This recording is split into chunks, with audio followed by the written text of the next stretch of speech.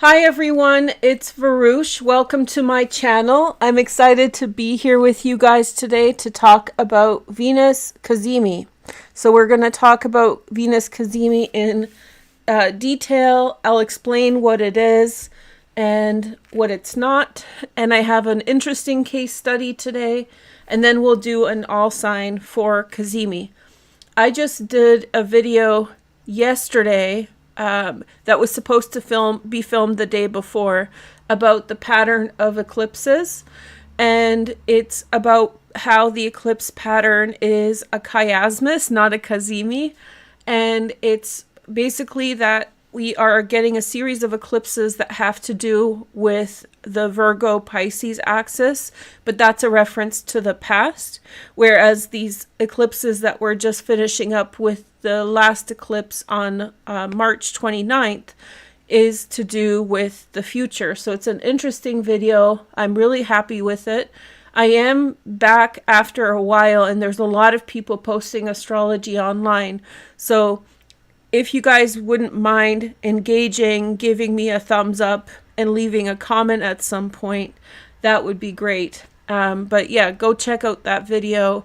It's really interesting. So what I do on the channel is tarot and astrology, and I thought I would introduce it more up front because people who watch the channel know, but maybe somebody who's passing by doesn't know. So I combine tarot and astrology. This is much less a tarot card reading than an astrological reading informed with the tarot. So I use the tarot to inform my astrology readings for you guys. So we're talking about serious astrological concepts. I'm very well versed in astrology, so I love to tell you about the different things that are happening up in the sky. 2 years ago, I did a video that was called Venus Solar Return Analysis with Members. No, it was a Venus 2023 retrograde video, and I'll leave a link in the description. And I went through the whole Venus retrograde and all aspects of it and explained it in a lot of detail that I'm not going to get into today. So if you would like to know more, check out that video. That video is about 2023, but the first part of the video is exclusively about how Venus retrograde works, and hopefully it will give you an idea of some of the concepts. I am going to talk about some of the concepts today because I felt like those explanations could be explained again or in a different format. So we're going to talk about it today before we do the all sign. I also have a lot of notes on Venus retrograde, and I was hoping to do a solar return for the Cazimi, which means you can make a chart for any point at any given time. And this chart represents the energy that is setting the pace for the next time period. So you can do a solar return chart for your birthday or any other event in your life. And so I have the notes ready for a solar return reading, which would tell us what are some energies of this specific period. But I don't really have time to do it in a general group.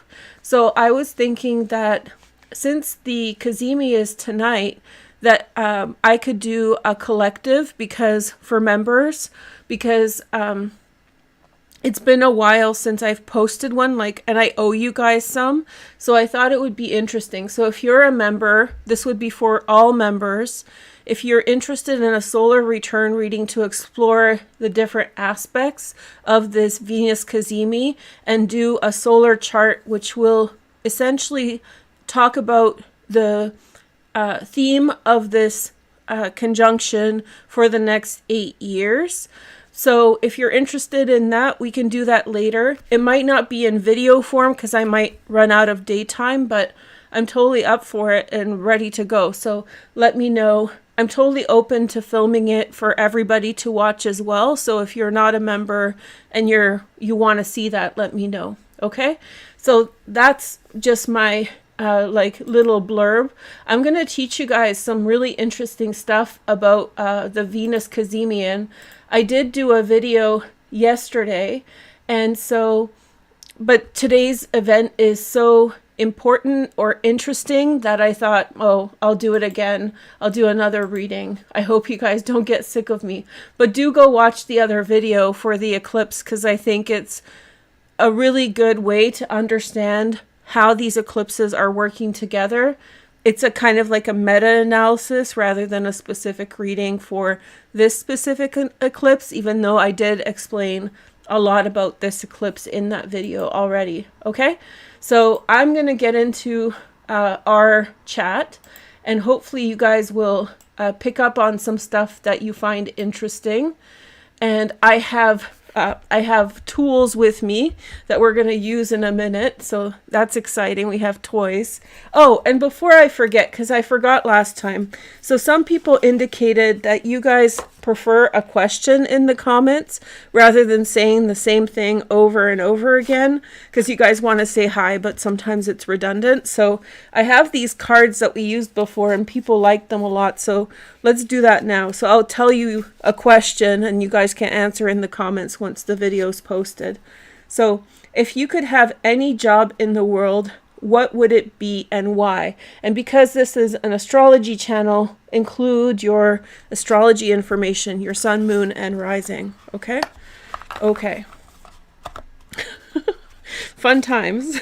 Or should I keep the card out and no? Well, no. Does somebody want to be in charge of our question today? Anyway, some people said that they would prefer leaving leaving comments if there was a question to answer. So I got you hooked up. Okay, so let's talk about this Cazimi, because I think it's a nice one, and it's the second to last one that we're going to have in this position. So we're running out of time, and there's something very special about this Cazimi that I already posted about that on Instagram, but I'll tell you guys about this again.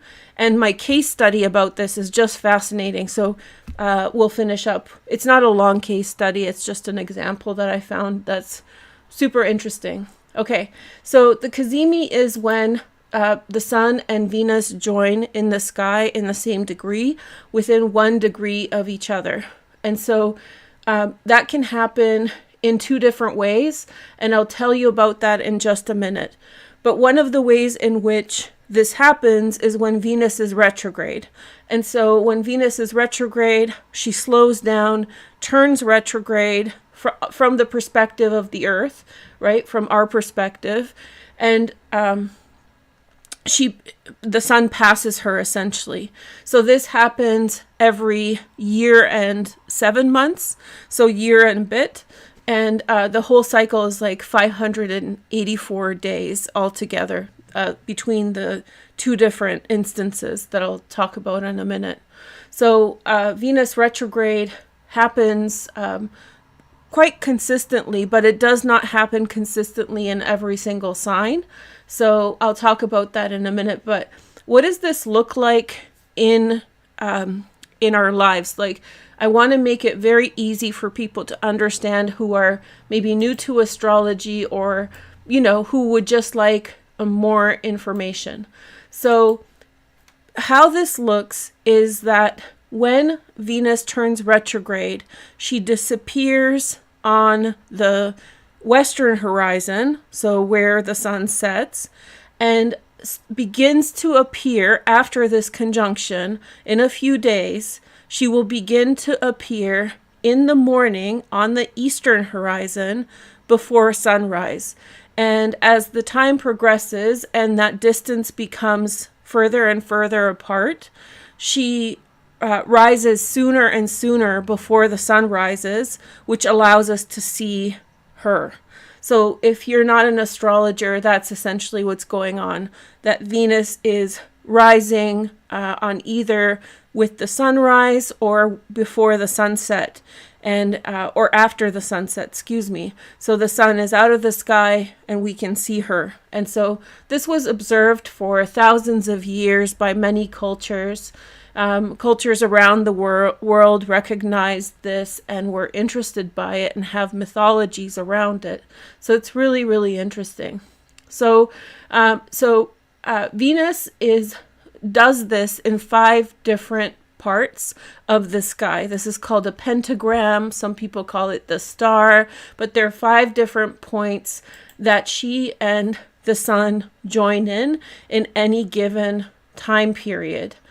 And so what's special about this is right now we see a theme from yesterday's video. Again, it showed up that the outer planets are moving into air and fire signs. So Pluto's moving into Aquarius, Neptune's moving into Aries, Gemini's moving into Uranus is moving into Gemini. And so these are air and fire planets, signs, as opposed to signs that they were in before, which were earth and water. And so this is the big theme because these are outer planets and they take a really long time to switch signs.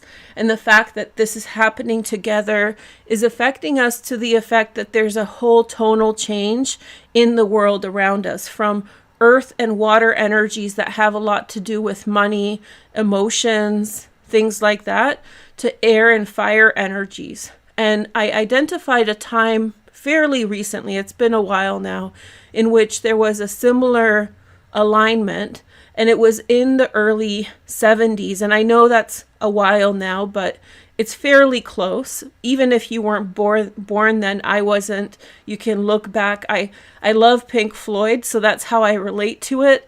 So from about 1972, there was like this explosion of music.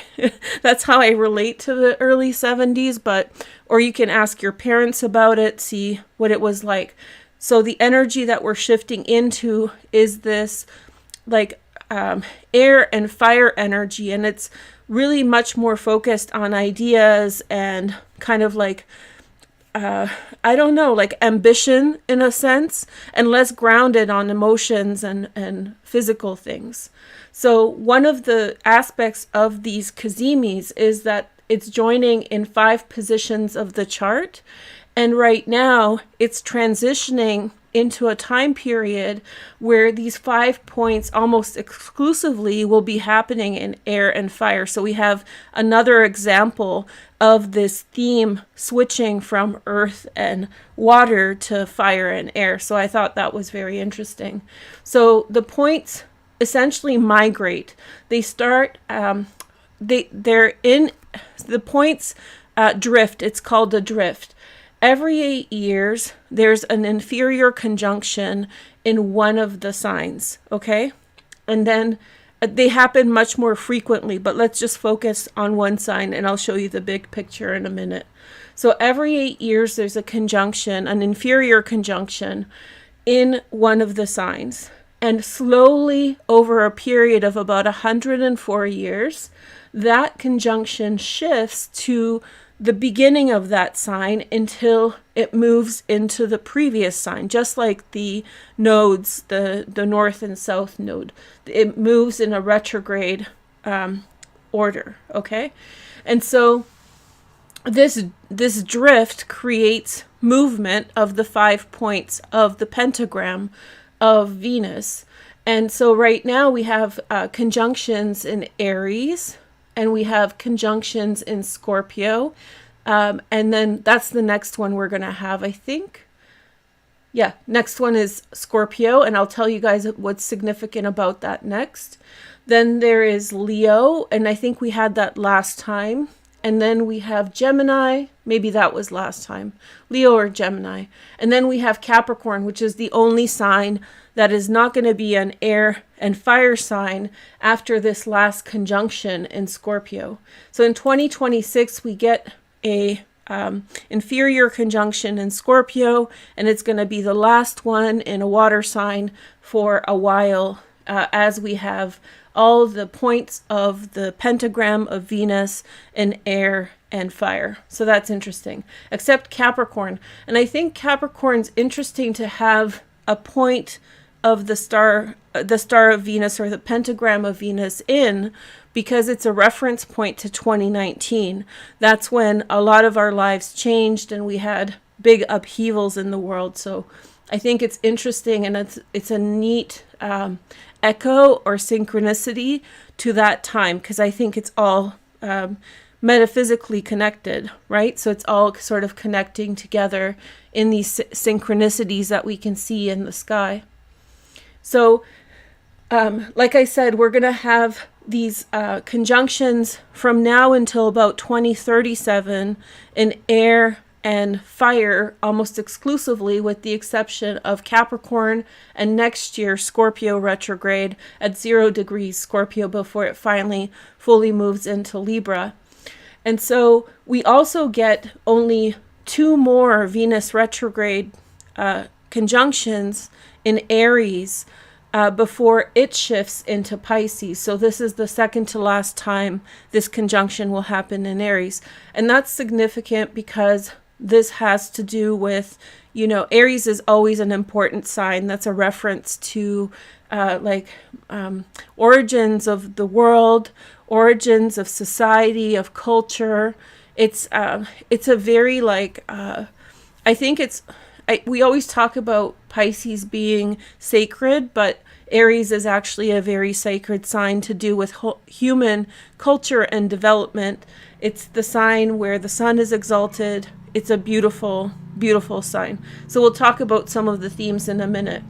So these points of the Venus pentagram shift every 100 years or so. It's about 104, 105, depending. It's a rough. It kind of shifts over time. And so as these points shift backwards, the whole pattern repeats every 1200 years, which means that this point that's here right now was here 1200 years ago. I'm rounding up. I think I'm rounding down. I think it's 1235 or something like that. And I think it's also something that's somewhat, there's some variation by a few years there. So we have this massive pentagram formed of conjunctions between the sun and Venus. And then we have the symbol of the pentagram, of course, which is a representation of this relationship. So pretty interesting stuff. So I think hopefully this clarifies it or makes it more simple.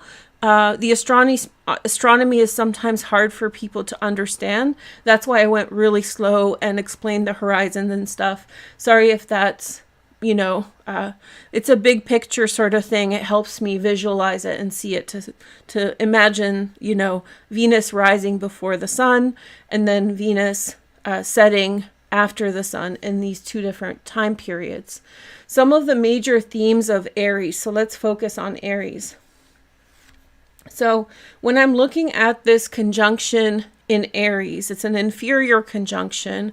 Venus is in the underworld, as they speak. If you watch my video from last time, I talked about the myth of the underworld and some of the mythology that we won't talk about today. So if you're not clear on what I'm talking about, watch that video. It's really interesting. It's about 20 minutes of that section. The whole thing is about an hour, but some of it refers to a previous Venus retrograde. Okay, so basically the Aries energy is super important, and it's when I'm thinking about it, it's in my opinion, it's heavily a reference to Chiron in Aries, because Chiron in Aries has been working on our self-esteem. If you look back over the past several years, while Chiron has been in Aries, a lot of people have been struggling for, representation and being seen and addressing their issues, getting, heard and seen in the world for whatever they feel has been ignored. So like, for example, women's movements have been really intense. There's also been a counterforce of a lot of suppression of women's rights, right? I'm not saying this to be political, but to pinpoint the energy that I think we are addressing with each conjunction of the Venus and Sun. So I think Chiron is the main energy signature of Aries right now, and it has to do with vulnerability in terms of who we are. So it shows us who we are or who we want to be, and how certain things may stop us from doing that. And so when this conjunction happens, it's happening, it's not a causation, but it's a correlative relationship. It's happening at the same time. And so they're building upon each other. So there's this energy of, how can I improve? How can I improve my life? These are moments in which you reach within yourself to find the strong presence of yourself, when whatever your situation is. And we'll talk about that in the individual sign readings. This is the time to start again, begin your journey over. In particular with Aries, I made some allusion to how sacred it is in terms of a sign. If Venus is the feminine, then Aries is the masculine, okay? And I don't mean to be heteronormative, because as I've announced, I'm reading tarot in a gender neutral way now, for the purpose of respect, but also for efficiency, in my opinion. Okay, but for just suspend your, I'm not being judgy, I'm not being, but in terms of like the symbology or symbolism here, Aries represents, and it's a historical symbolism, so it's not something I just made up. Aries represents the sperm, and Pisces represents the egg in a very primal way, okay? So when we're getting any events in Aries, it has to do with the super masculine energy and the desire of the sperm for the egg. So I'm not trying to be heteronormative, but imagine being a sperm and desiring an egg.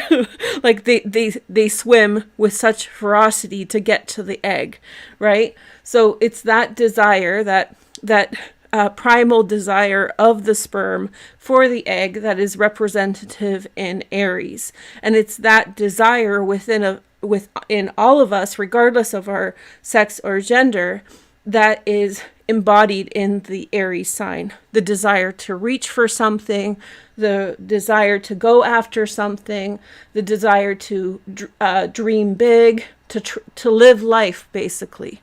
So it's a very powerful position, and especially here, and I'm not going to go into the detail here, but especially this area of the chart, let's say 25 degrees Pisces to like 5 degrees Aries, super special, super sacred. It is the union. If you remember divine masculine and divine feminine, it's the union. So if you have a birthday here on the cusp, you're in the union. Sorry, I had to have a little giggle. So it may actually, Aries is also the burst of the flame. So it could be infatuation or short-term desire, could be here as well. It's also a time of magnet for opportunities. So a few days ago, I made a video in which I said, look at this sequence of these solar aspects. And we talked about this one as well, except without detail, right? And so essentially the sun had begun to make a series of conjunctions as she entered Aries, and now is going to make a couple conjunctions with Venus and Mercury alongside this eclipse in Aries. So it's really the time of, the key word is manifestation. It's a real time of really trusting in the process of getting something that you want, but not in a material sense, in a sense of, wish fulfillment, desire fulfillment. So it's in the masculine energy. Sorry, I'm not being prejudicial, but it's in the masculine energy symbolically, and it has to do with, imagine the sperm just going for the egg. Okay, so it's that kind of primal force in Aries, especially in the first part of the sign. Okay, so I sort of cheated at the beginning, and here's where we use our tools. We have our little stuff, and I have to kind of, how am I going to move the stuff around to show you everything? Okay, I'm going to put the wheel away for a minute, and we're going to play for a minute.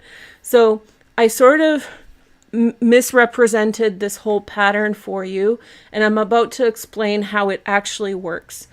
So I told you that it's an 8-year cycle, which is somewhat true because Venus retrograde happens in the same position every 8 years. But it's actually a 2-pronged cycle, which means that there are 2 events in the Venus cycle, just like a new moon and a full moon. I've tried to contextualize, I think I've talked about it being a new moon or full moon in the past, but I want to show you guys something so you see it. And I have this little sticker of a dog. I don't know if you guys know this, but I love dogs. So here is our Earth. It's a little marble coaster. And then here's a coaster representing the sun. So I want to show you how these conjunctions work. So imagine this relationship between the sun and Earth. So the Earth orbits the sun, right? And as they align, they form relationship in the perspective of a zodiac sign. So imagine the circle, right? We usually are looking at astrology from the geocentric perspective as opposed to what's actually going on, which is the Earth orbiting the sun. So it's kind of funny to explain these things sometimes can get confusing because astrology is showing the geocentric perspective and not the actual orbit. Okay, so when the Earth and the sun align in such a way that the Earth faces the sun and in the direction of the zodiac sign of Aries, this is when one of these points of the pentagram happen. And like I said, I sort of, in the introduction, I oversimplified it so that not to scare anyone away. But essentially what's happening is that Venus, our cute little Venus, is actually forming 2 different conjunctions in her orbit around the sun. Okay, so here is the Earth, here is the sun in Aries. And so first of all, what we're seeing today is a inferior conjunction in Aries. So the Earth is looking to Aries. And here's the sun, here's Venus. They're within 1 degree apart. Tonight at 9:30 p.m. will be exact. And so this is called the morning star phase. So what happens is Venus is going, orbiting past the Earth. And there's this optical illusion as two orbiting bodies move, like driving cars. One seems to appear to go in retrograde. That's what's happening with a retrograde. And in the middle of that retrograde, there is a perfect alignment between the sun and Venus from the Earth's perspective, right? Within 1 degree. And that's the heart of the sun. That is the inferior conjunction when Venus is retrograde and aligns in this position. Okay? So there's a second, and so this is the point at which after she does this, I'm getting confused now. So after she does this, she will begin to rise ahead of the sun on the eastern horizon as the morning star, which is the phase of Venus that is more written about or talked about in mythology. Let's just put it that way. But that doesn't mean the other one's not important. But there's a lot of myth around this phase. But then there's a second phase that happens just like a new moon and full moon happen rhythmically.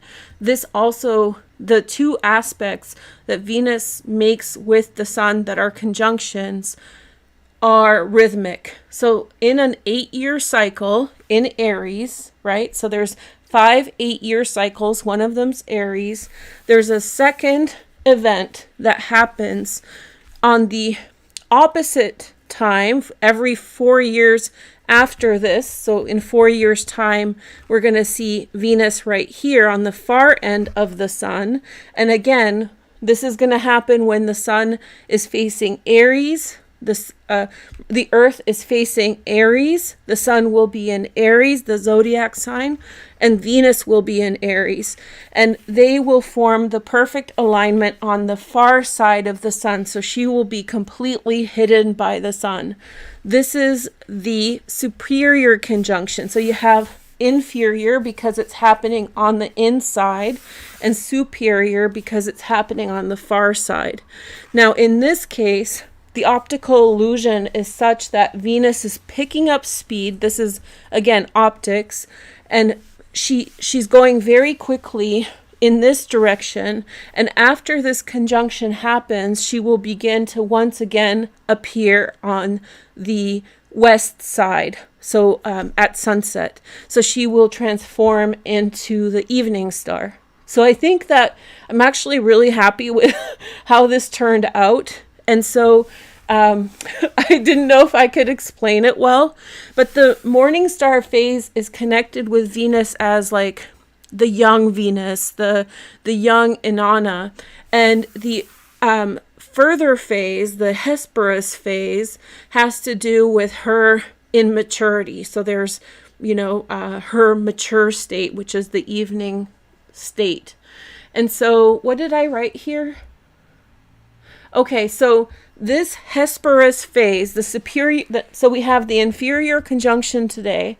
The superior conjunction is going to happen on January 6th, 2026. Does that make sense? But it's going to be in a different sign.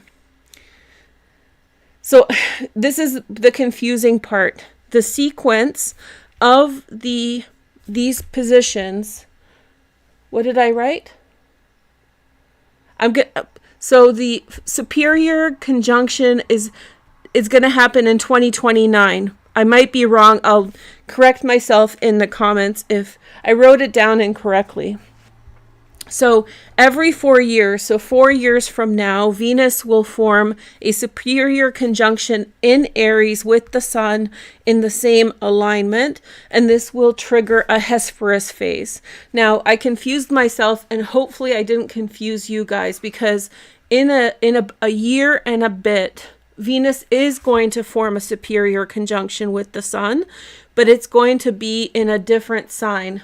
I don't remember which one it is.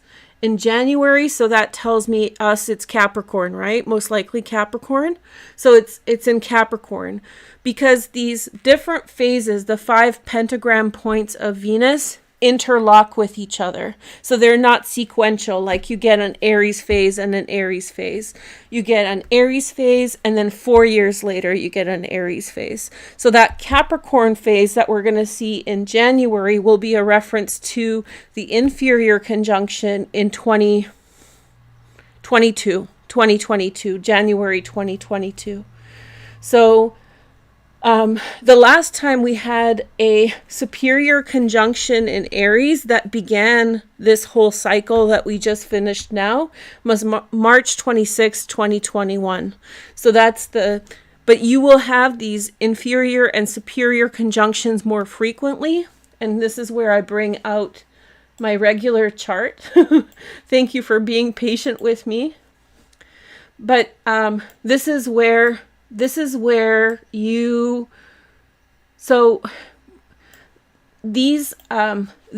conjunctions happen, like I said, in an interlocking phase. So the March 26th, 2021 happened at some degree of Aries, and then another phase happened after that. So I think the next one is Scorpio, actually, in 2026. That's right. That sounds about right. I told you guys about that earlier. See, when I'm taking notes for myself, it makes complete sense in my mind, and I forget to write it down, and then I forget. It's like, what were you talking about? But yeah, so we get an inferior conjunction in this position every 8 years. But then in between, halfway point, we get a superior conjunction that changes to Hesperus, which is the evening star, the one that rises on the eastern horizon. So hopefully that makes sense. And I just thought last time I didn't explain really well how you can find this in your chart. So let's ignore the interlocking pattern and let me know if you have questions below about that, okay? So I want to show you guys how to figure out if you have a morning star or an evening star Venus in your chart. So the morning star is the one that rises at dawn. She is the young, youthful, very sort of like ready for a fight sort of energy, or what is snarky, but in a good sense. There's lots of stories about her being a mother, and I'll tell you about that in a minute. But we get these morning star, or you get the Hesperus, the evening star that rises in the evening. And so I wanted to show you what that looks like in your chart, because if you have a morning star in your chart, then you are probably more aligned to the phase that's beginning. And if you have an evening star in your chart, then you're probably more aligned to the phase that has just changed. And I've been paying attention to this, and my alignment, I have good periods of time and I have less good periods of time, and it really works alongside this alignment. There's another layer to this analysis, or like you can appreciate this. So let me show you how to do this so you can find it in your chart. So, and sorry if this is basic for people, but this is how to look for it. So this is the horizon in terms of astrology, right? So you have the rising sign is actually the point at which the sun supposedly rises. Usually it's an oversimplification in most charts, but just as a symbolism, the sun rises here. So even though the planets move in this direction in terms of orbit, the way that they rise on our horizon is this way, right? So the sun on this chart, this is a fake chart, but if this is the sun right before sunrise, okay? And so Venus is right behind her. So this is sunrise, and this part of the chart is sunset. Now, this is a little tricky depending on what type of chart you have, but I'm going to try to walk you through everything. And if you have questions about it, I wanted to offer, because members were waiting for readings for a really long time. So I want to sweeten the deal for you guys and give thanks and say sorry. Like, obviously stuff happened, but we're good. So if you're a member and if this is unclear, this part is unclear, and you can be any tier member, just ask me in the comments if you're not clear on your sun, moon, or rising. Leave me a comment down below, and I'll figure out a way to find out your chart. Don't leave your date of birth information, because that can be a privacy issue, but we'll figure out a way for you to get that to me, and I'll tell you if you're a morning star, if you can't figure it out. If you can figure it out, spare me the back and forth. But if you're a member and you want me to look it up for you, I'll be really happy to do that in this section, but I'll try to explain it so everybody understands. So here is the sun rising, and Venus is right behind her. The reason we don't see Venus is that she's at the heart of the sun, but she's obscured by the sun's light. So she's actually rising too close to the sun for us to be able to see her. Now let's take it back a few days, right? So this is March 10th. It's an arbitrary date. And in this situation, we have the sun has already risen and Venus is below the horizon. This means that at this point, we will not see Venus, okay, in the sky at all, because the sun, this is daytime when the sun is here, right? And so when Venus rises, it will be day and we'll completely miss her. However, in this position, when we have in the upper part of the chart, the sun is in the upper part of the chart and Venus is far behind her, let's say 17 degrees. It's a little bit tighter than that, but that's a pretty good estimate. If Venus is in far enough behind the sun, when the sun sets over here at the end of the day, it will become dark enough that Venus, sorry, I don't have a way to change like the time of day here because this is just a general chart. But essentially Venus is so far from the sun that when the sun sets here, Venus will be in the night sky and we'll be able to see her. So that's Hesperus. That's the phase of Venus that we just finished. But here's the tricky part, okay? So I'm going to go in the other direction. And I'll show you what happens. So you can't see Venus when it's really close to the sun, but when it gets further enough away this way, and the sun is in the daytime chart. So if you have a daytime chart, this is how it works. That's how it's going to look. But there are certain situations.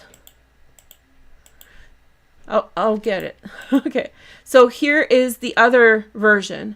So this is again a daytime perspective. So in a daytime perspective, Venus has already risen. So this is April 3rd, and the sun is still below the horizon. This means this is our morning star phase that's about to begin, which means we see Venus until the sun rises, right? The sun will rise here, and then we'll stop seeing Venus. So in this chart, if you have Venus sort of before, because it's in Pisces, so let's just consider Pisces before Aries just for convention, then this means that you have a morning star. She's rising in the morning. This is morning, this is night. Now it gets a little bit more confusing when you're looking at a chart like this. So let's say that this is the sun, because I don't have a way to change the sun. Well, no, because it'll cause a mess. So imagine the moon is the sun, and then Sedna will be Venus, and then Mars will be Venus also in a different phase. So if you're looking at a night chart, so if you have the sun down here at the bottom of the chart, that would be a night chart. You were born at nighttime.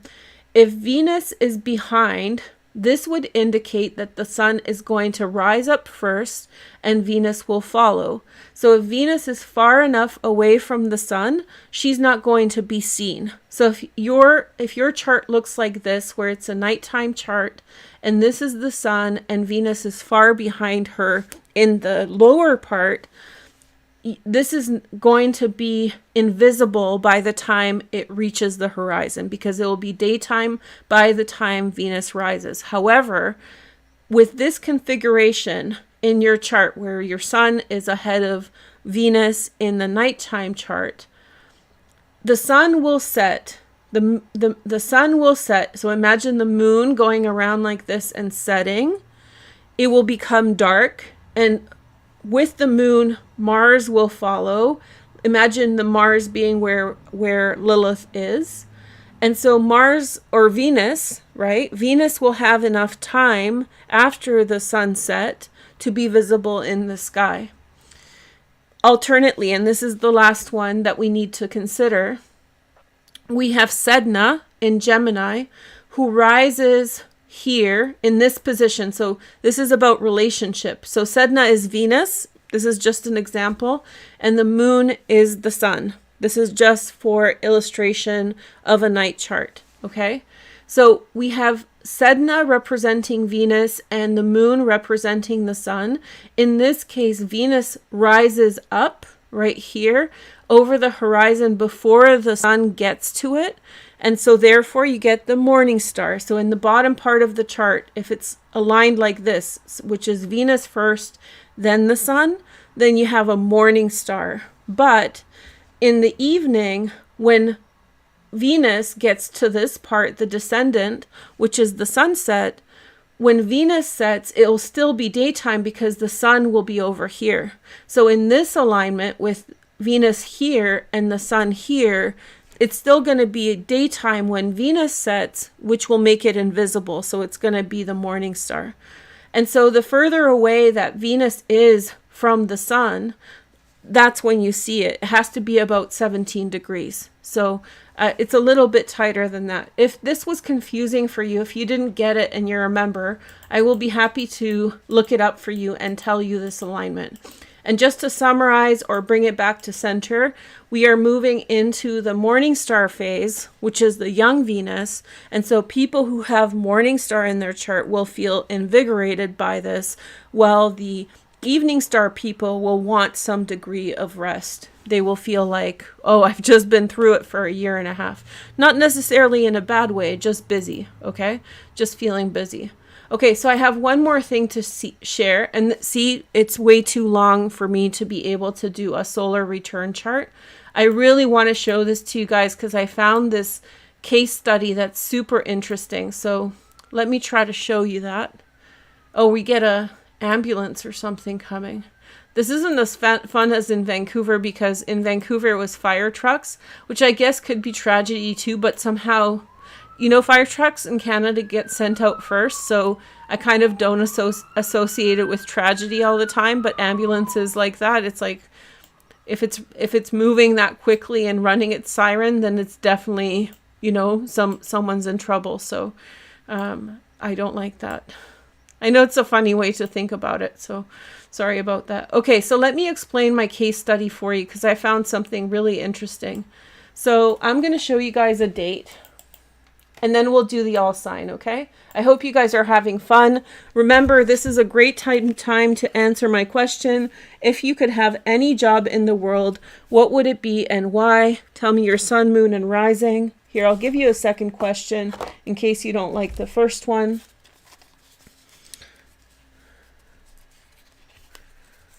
We have, if you could have any mythical creature, this is a better question for us. If you could have any mythical creature as a guardian, what would it be and why? And tell us your Venus phase. Are you a morning star? Are you an evening star? Okay. So I'm going to show you guys a date that I think this is mind-blowing, and I really want to show you. And my mind was blown. So here is a chart. If you're an astrologer, try to figure out what year it is. It's a bit of a doozy. Most people will not be able to find it, so I'm kind of kidding around. I wouldn't be able to, I would have to sit there for a while with a pen and paper and figure it out, but it's not self-evident. It's a long time ago.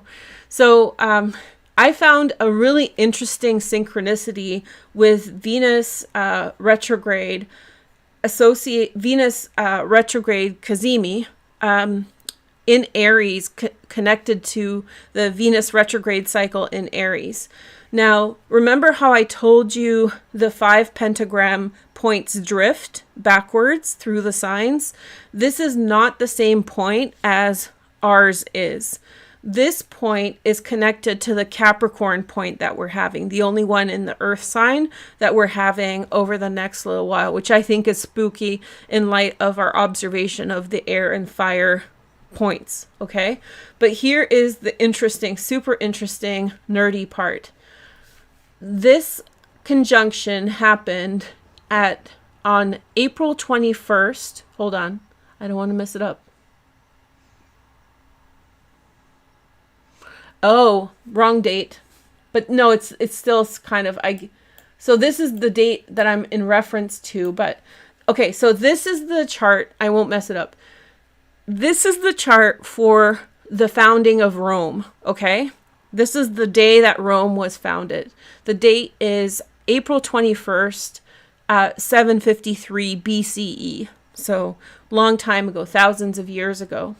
And so on that time, on April 5th, let's look. This is why I have my moving chart. We had a Sun Venus Cazimi at 8 degrees of Aries. This is exactly where the eclipse is happening. I didn't know if to include this in this video or in the eclipse video that's coming up, but it works better in this one because it's all about Venus. So on the in the date, so the founding of Rome has a very specific date. It's April 21st, 753. And right before this happened, there was a Cazimi in Aries, different point, but still in Aries, in the same degree that the eclipse is happening this year. What? And it's 5 degrees away from where we are getting the conjunction now. So it's like super synchronistic. And I just found this. And I was going to tell you guys sooner. I'll explain why. The way I found it was through Julius Caesar. Okay? And so if you are familiar on the famous Shakespeare play, there is a saying about beware of the Ides of March. And that has to do with March 15th, 44 BC. Let me show you that date, okay? Because we've been all talking about the Roman Republic and the Roman Empire. So here's your empire connection. So much synchronicity. 44 BCE, okay? So here is April 15th, March 15th, 44 BCE. And most of you who are interested in history already know that is the date that Julius Caesar was assassinated. Okay? So the important thing to know about Julius Caesar is that he took a republic and made it a dictatorship. I almost wrote a political piece on the current state of the world, but I held back. I was like, I'm not going to be super mundane, girl. I will put this on, I don't know where I'll put it, maybe on Blue Sky. I really want a good platform for posting random astrology takes without focusing on them too much. Enough. But on March 15th, 44 BCE, Julius Caesar was assassinated, and he actually converted the Roman Republic into the Roman Empire. So in his lifetime. So he is known as like the champion of Rome, and he became a dictator throughout these experiences. But here is the wild part. In 44 BCE, did I not write this down? Hold on. In 44 BCE, look at this. So I just showed you the date that he had passed. On April 13th, 44 BCE, there was a superior, remember, on the other side of the sun, in Aries conjunction between Venus and the sun. So there was an inferior conjunction between the sun and Venus on the founding of Rome, and there was a superior on the other side of the sun conjunction in Aries on the day that Julius Caesar, arguably the most important figure in Roman history, was assassinated. And it was the point at which the Roman Republic already switched over, but shifted into the empire. So it's all connected. And that point that we're talking about, this one here, is in reference to the conjunctions, the inferior and superior conjunctions in Capricorn. And all of the events that we're going through politically really started in 2019 when we had this massive series of events in Capricorn. So it's Capricorn that's bringing up this energy, and it's showing us in so many different ways astrologically. The interesting thing, the last thing I'll say, and this is more of a poetic sort of observation, but Julius Caesar believed he had divine ancestry. So Julius Caesar attributed his position and status to royal divine descent. So he was a descent. And so after his death, there was a poet named Virgil that wrote a book called the Aeneid. And in that book, the hero Aeneas was on a destined path, like a hero's journey, to become the founder of Rome. And in the story, Venus, as the morning star, is protecting Aeneas as her son, okay, to make this happen. And so it is through that lineage. There is no direct attribution from the time of Julius Caesar, but this is within their canon, which means that we don't have any Julius Caesar saying anywhere like Venus is my mom. But in texts like the Aeneid that were written after his death, but in tribute to him in his historical context, Virgil points to the fact that Julius Caesar called Venus star point, his divine grandmother, mother, divine ancestor. And that was the foundation on which, in terms of mythology, justified his position as the leader of Rome. Venus, the divine descent through Venus. So I thought that was super interesting.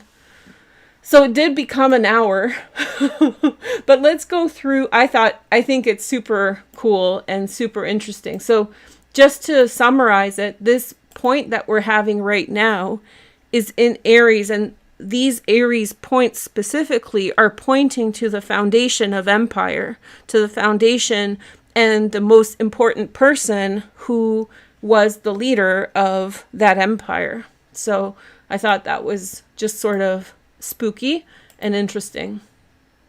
Okay, so let's do an astrology reading for every single sign. Oh shoot, I need to get it to today's date. Okay, so we have March 22nd. So we're back to the future. Okay, let me just make sure that I get the right chart up.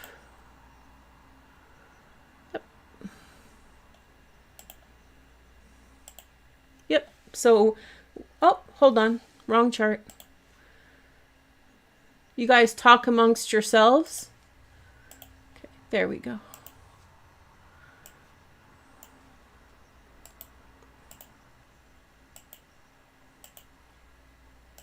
Okay, so let's do the astrology. We're focusing on the conjunction of Venus and the Sun and the theme of awakening Venus in this underworld phase and seeing where things will go. And remember, the next conjunction in this pattern for Aries is in 4 years' time, so that will be 2029. And if I make a mistake about that, check in the description. I'll check it right after we're done. Okay, and then we get one more inferior conjunction or Venus retrograde conjunction in 8 years, and then the whole thing will shift back into Pisces. Okay, so let's take a look at your guys's. This was fun. So excited about telling you guys about Julius Caesar. Okay.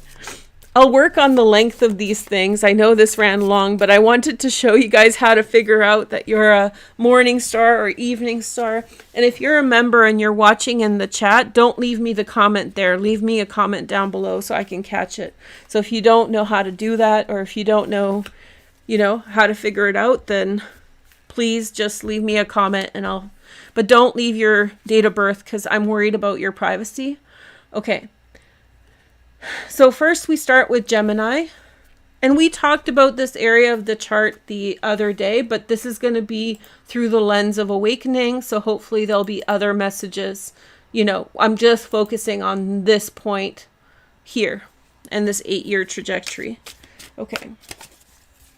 So definitely new beginnings with friends for Gemini. And some of these themes will kind of, how do I say this? They will repeat themselves. So we have the 7 of Cups. And then we have the 2 of Cups.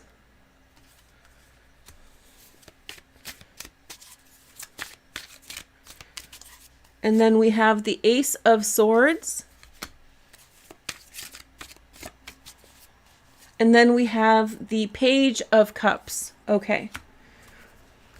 Listen, I think that this is an area of the chart that has to do with friendship, Gemini. And this is for Sun, Moon, and Rising. But I think that what this is showing up as, like, clarity's come here. Let me zoom this in. so we get like a better picture.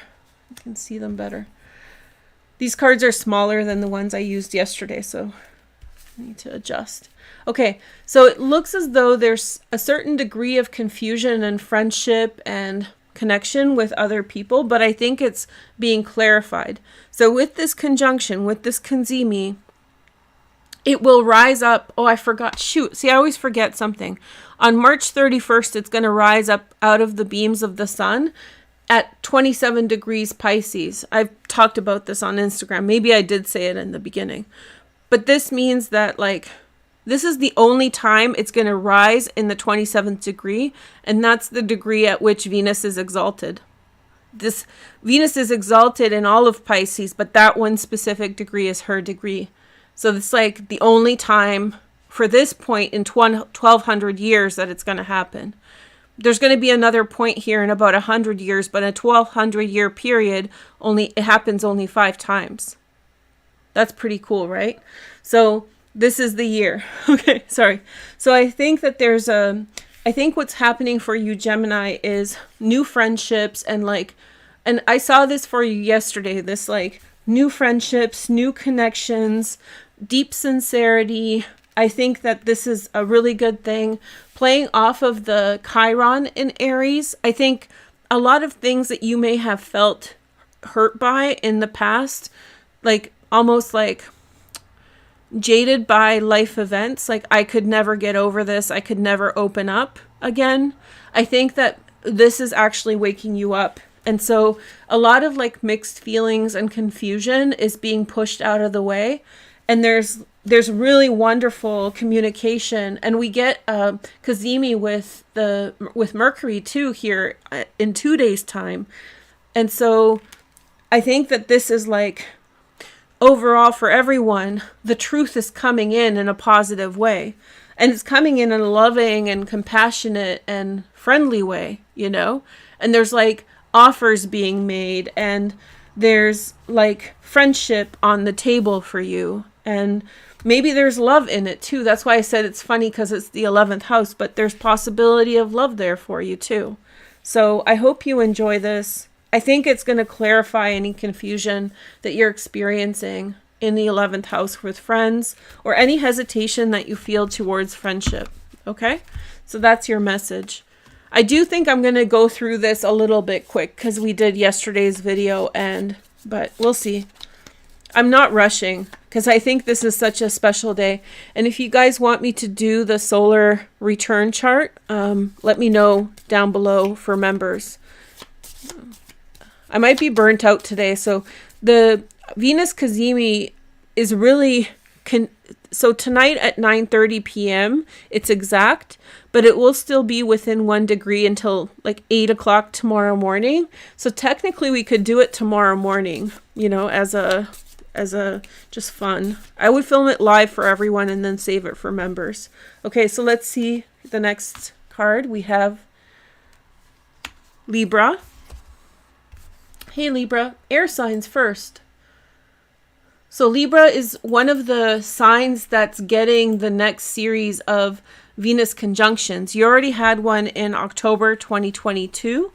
And now we get one more inferior conjunction for the Scorpio position. And then those positions start to move into Libra. Okay? Okay.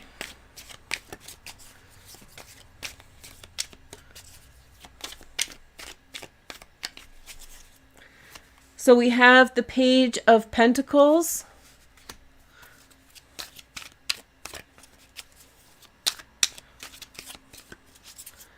And then we have the 8 of Cups. That's Saturn and Pisces. That's always important. 8 of Cups, because that's where Saturn is right now. And then we have, oh, I got 2 by mistake, but we have the 7 of Swords and the 6 of Cups. Okay, that's Sun in Scorpio. And this is Moon in Aquarius. Okay, so let's see. If you have been feeling trouble in a relationship, Libra, I think whatever conflict you've had, I think they're leaving the situation. I think that they got what they want out of you or out of the situation. This is intuitive, but I feel as though you have been feeling worried or anxious that someone is going to steal something from you, take something that was yours, and you're in a continual conflict with them over that. But I think this person is dropping that situation. So somebody's been very aggressive towards you, and I think that they're satisfied by material gain, and I think that the conflict with you is ending. And I don't think you did something. I think they were after you for something, but I think they just got busy with something else, materially.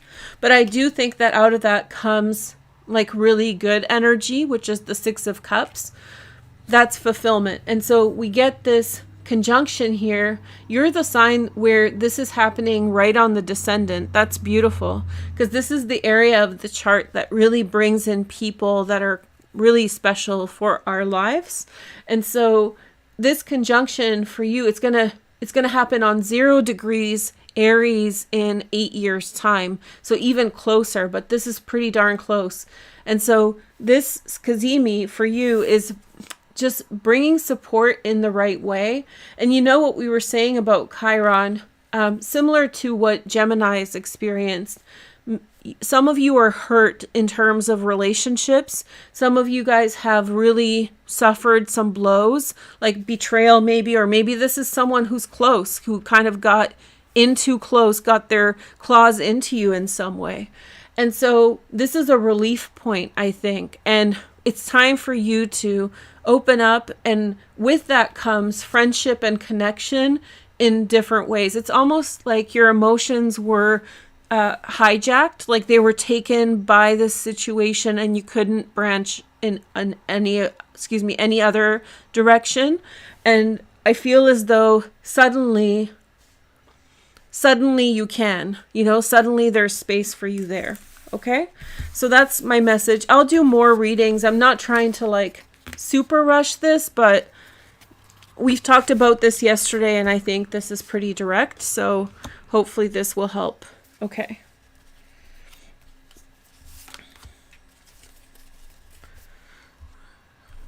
The next sign is Cancer. Oh, Cancer's going to want to hear this. Okay.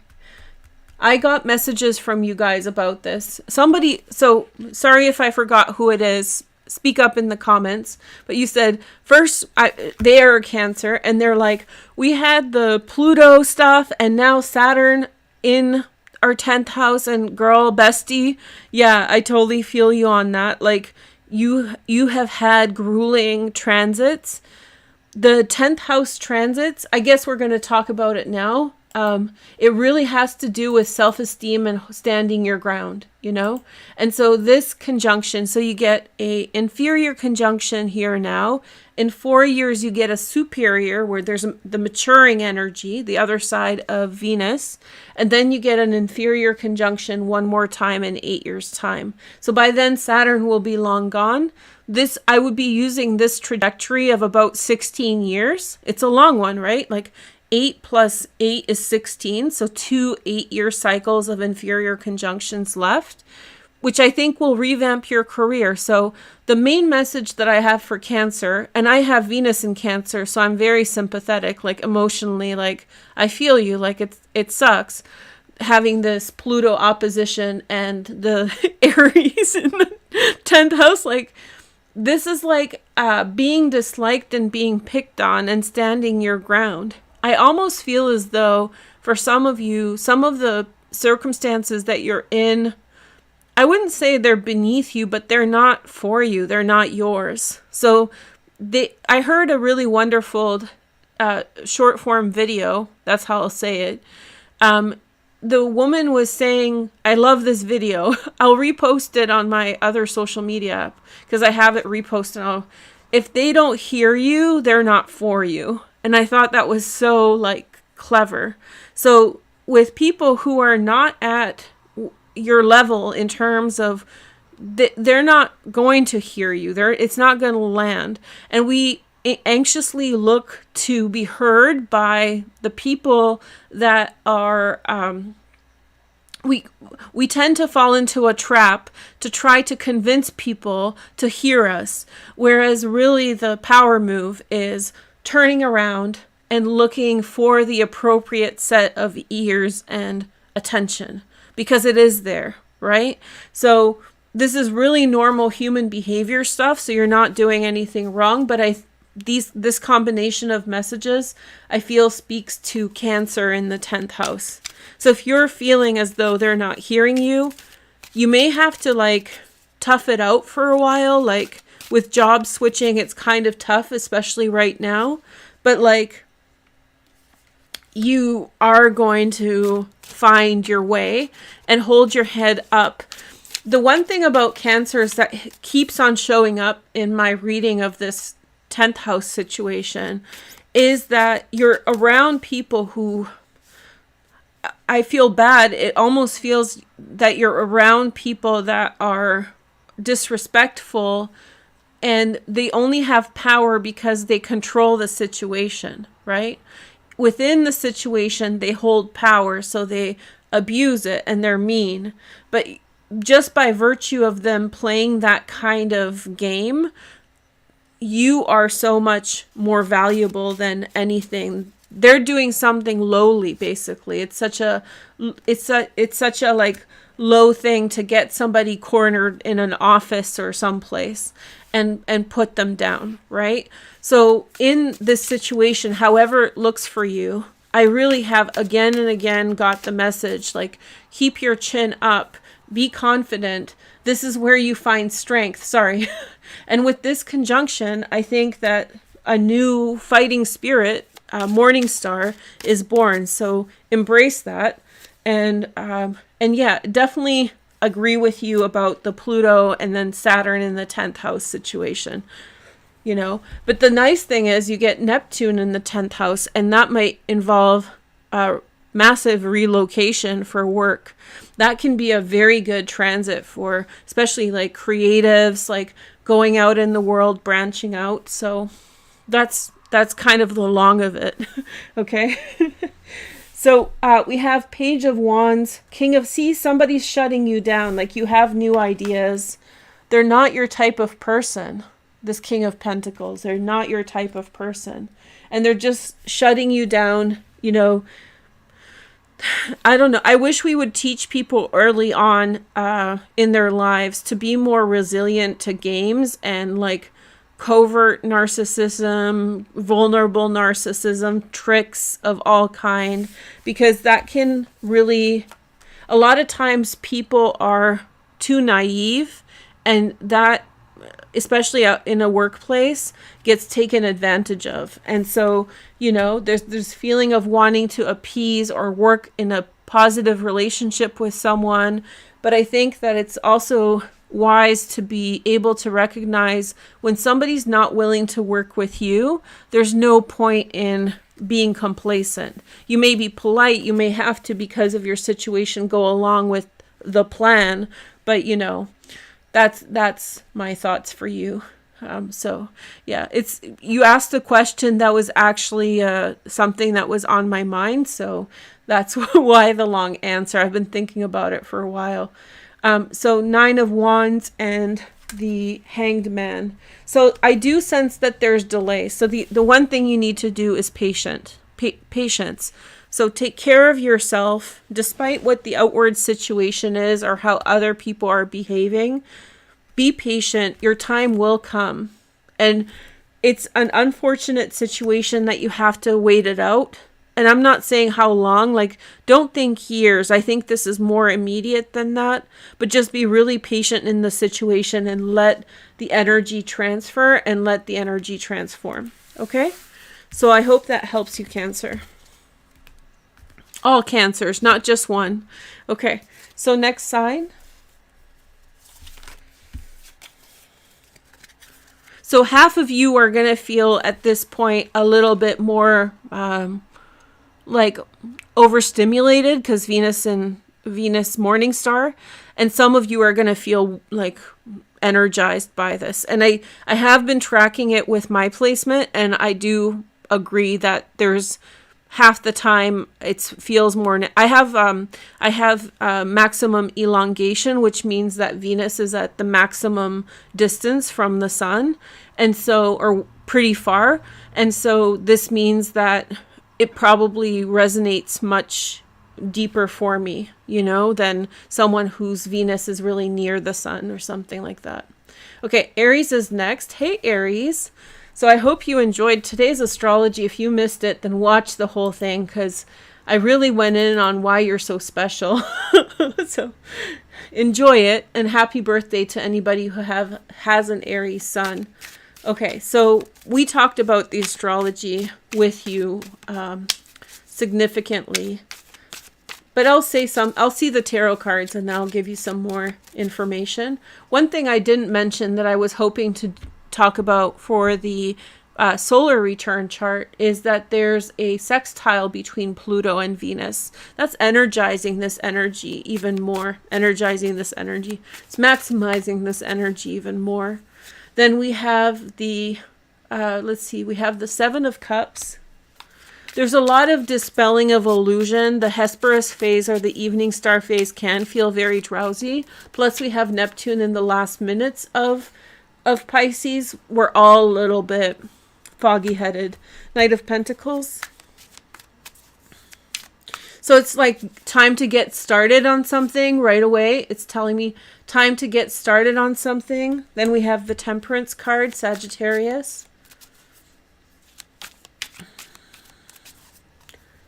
And then we have the Tower. Woo! Okay. I think that you have, so here's the download. Here is the information. I think that you have been hesitant to start something because you feel that once it gets going, then there's going to be like, not a breakdown, but it's going to feel like it's going to cause a domino effect around you. So I think that's true. I think that it's going to have an effect on other aspects of your life. So once it's like almost like sometimes people don't go to the gym, for example, for a while because they feel like once you get going on like a good gym schedule and you're taking care of yourself, some of those behaviors that you secretly kind of like will fall away too, and you know it. And so there's this, it's not necessarily like an evil thing, this Tower, but it does feel like something like that. Like once you actually go and do that which you think you should or you feel passion towards, there's going to be, it's going to cut out something in your life. And I think that this is actually a confirmation that you should get ready for that. It's not a bad thing. It just means that you should go for it and you should expect, things to change. But I do think that there's like a softness here, which is the Temperance card, Sagittarius. So it's not going to be over the top. Remember what I said about Chiron, because Chiron for you is such a signature right now. It's such an important feature of your experience. So it's like, it's something that you wanted in your heart, may involve vulnerabilities like self-esteem or confidence. Going after something that you want that you were not confident about before. But yet this is saying like the knight is ready, the knight is ready to do what they're going to do. So whatever steps you need to take them. And that Tower that you're sort of apprehensive of, I think it's true. I think the apprehensive feeling is, accurate. But that's not a bad thing. It's just you have to pull the trigger on something, and it's constructive. It's not destructive. This is you doing something for yourself and it having a consequence on other aspects of your life. Okay. So let's see the next sign. Okay. Do you guys need a question in the comments? Do you guys want a break?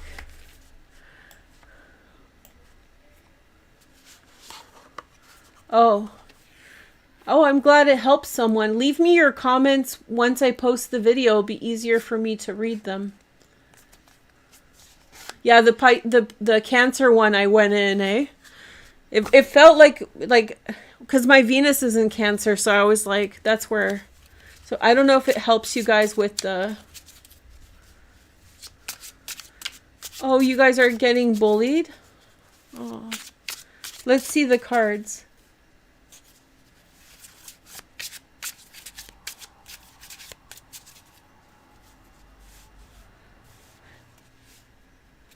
Gilberto, can you send me the message? Leave me the message in the comments once I like copy paste that onto like a Word or a WordPad and leave it in the comments when I post the video, because that'll be really easy for me to read.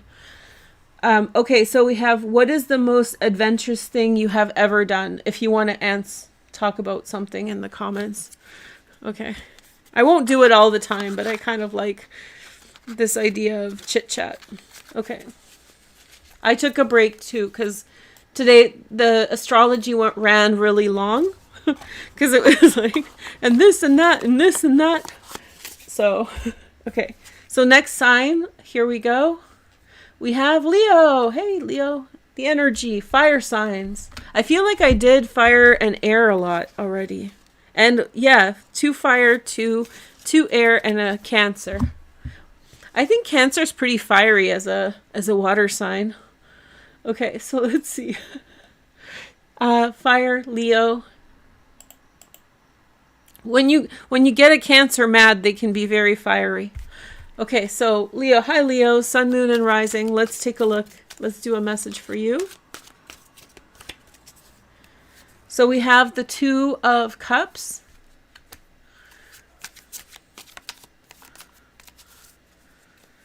And then we have the 5 of Swords.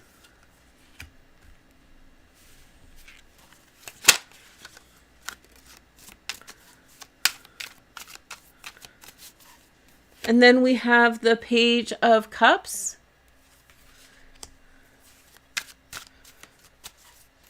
And then we have the Page of Wands. Interesting.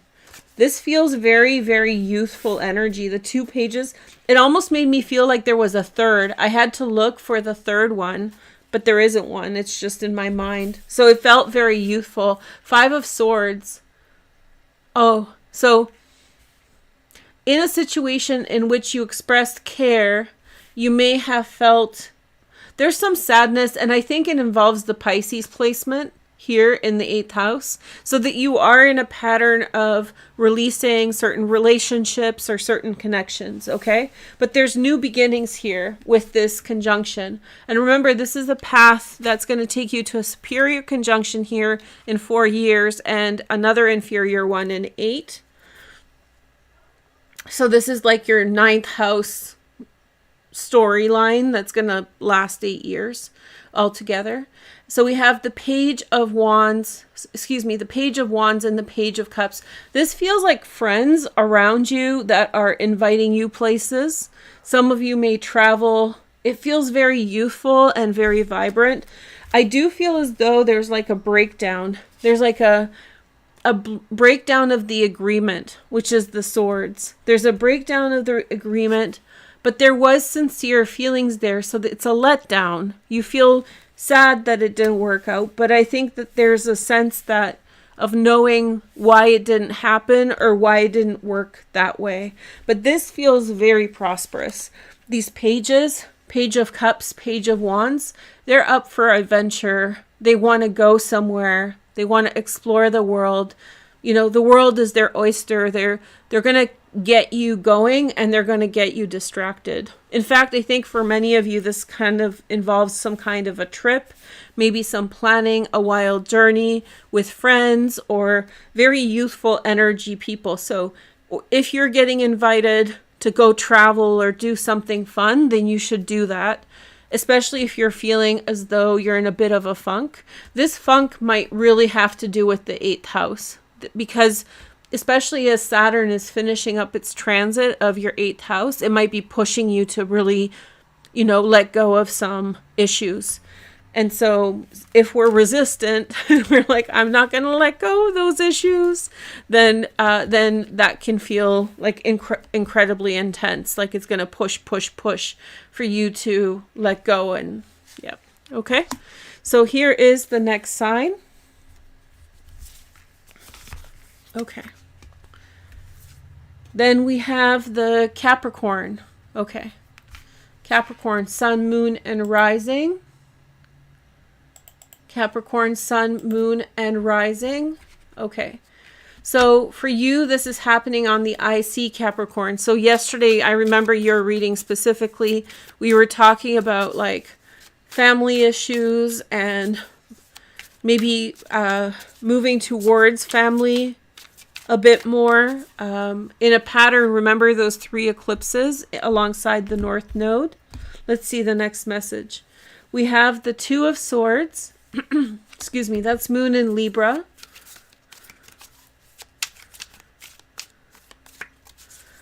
And then we have the Hermit. That's not come up in a while. So, hello, here we go. The Hermit.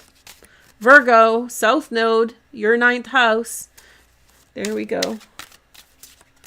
It's like you're bringing home some kind of information that you've learned about what you value and what's important. You're bringing money home too, or somebody's bringing money home too. New money to work with. Oh, I remember one of your messages was to do with like buying a house or for the ancestors. 6 of, look at this. Yeah, definitely. This could be a pattern of success or with financial boost of some kind to buy property or buy yourself a home or buy your family a home after a period of maybe some searching. There's some involvement with Virgo, which to me signifies the 9th house. And so the 9th house to me is like bringing out from the outside world in to the 4th house. Okay? So it's like you've gathered knowledge or information. You know, the Hermit is covered in like a big robe, so he has lots of pockets in there for lots of gold and pearls and diamonds. So maybe it's money that you're bringing in or somebody else is bringing in resources. Also, if you're dealing with someone else over money, Capricorn, I have a feeling that there's going to be a mutually satisfying outcome. So we have the Page of Pentacles. You get through to someone, you get into the same, on the same page. It feels like a family member, like a sibling, cousin, or someone else. But someone's holding money and there's been a tense period with them about money. And now it's almost like you've gotten through to them. You found success. So this touches upon much deeper issues of family dynamics with Chiron here. And so, you know, just it is what it is. So you're experiencing like this resolution feels very cathartic. Like you're very happy that, you know, you've resolved that issue. You're really happy that, that it feels like, how do I say this? In a situation where your family may not be the best at dealing with things or things usually go sideways, I think an issue that's happening right now will resolve well, okay? So, and that's a part of this Venus 8-year cycle. Okay? But in 4 years, you're going to experience, you know, its evolution. This is a good video for a longer period of time. That's why I did it. I know I did one yesterday, but we're halfway through. Well, I'm just rushing through. I'm not rushing through them. The messages are coming fast. So we have Aquarius next, Sun, Moon, and Rising, but we're getting through them quickly, the messages. Okay, so Aquarius. Okay, so hi Aquarius. Let's see what we have going on for you in the 3rd house, okay? Oh, you got something about like potential collaboration with family members before. Then we have the King of Wands. Okay, let's clear my mind.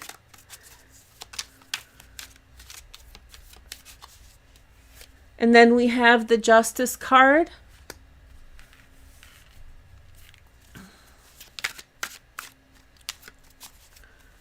And then we have the 2 of Pentacles.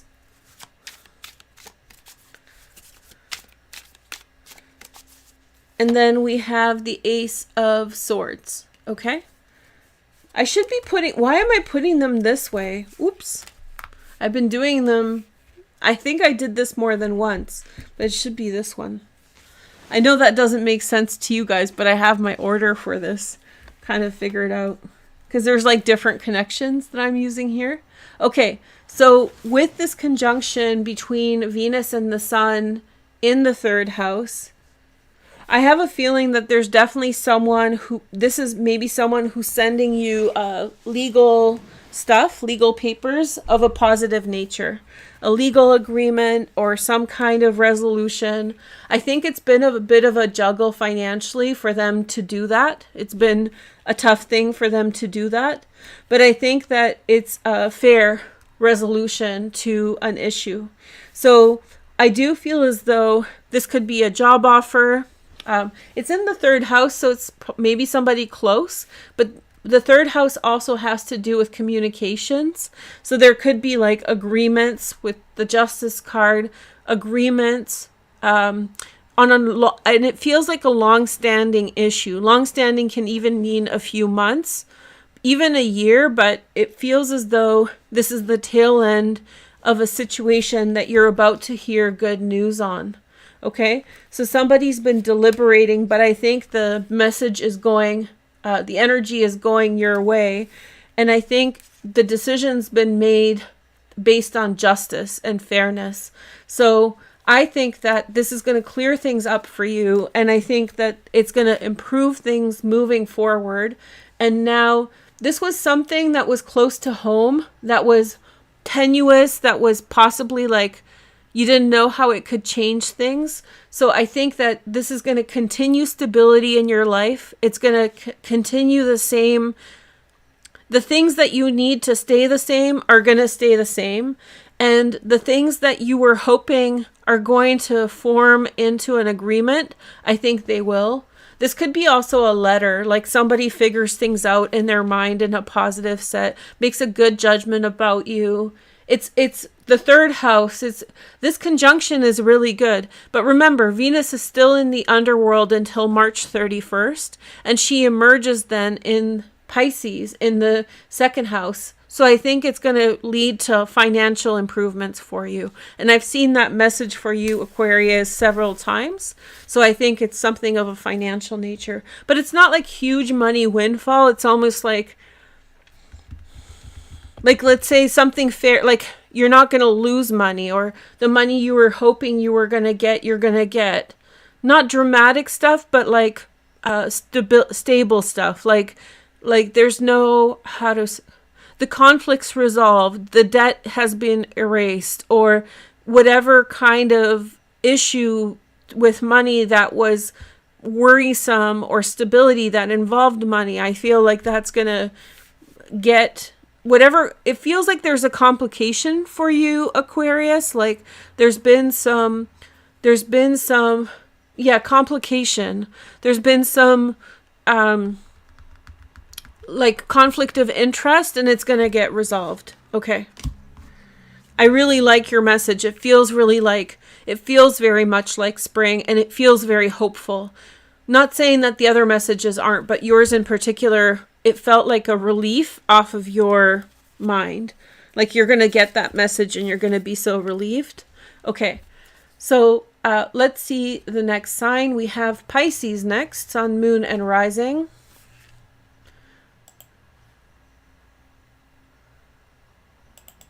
Okay. Pisces, Sun, Moon, and Rising. Let's take a look at your sign.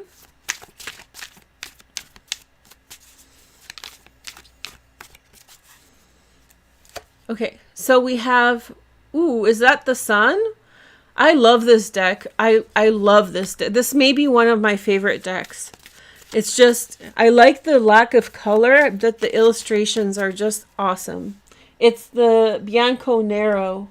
I love when artists, like good artists, illustrators, make decks. They make the best ones, in my opinion. I guess they're all illustrators, but I mean like professional artists when they make decks. I'm not being snobby, but like, you know what I mean. When top tier artists make decks, it's like such a good vibe. Okay, so we have the Devil next, Pisces.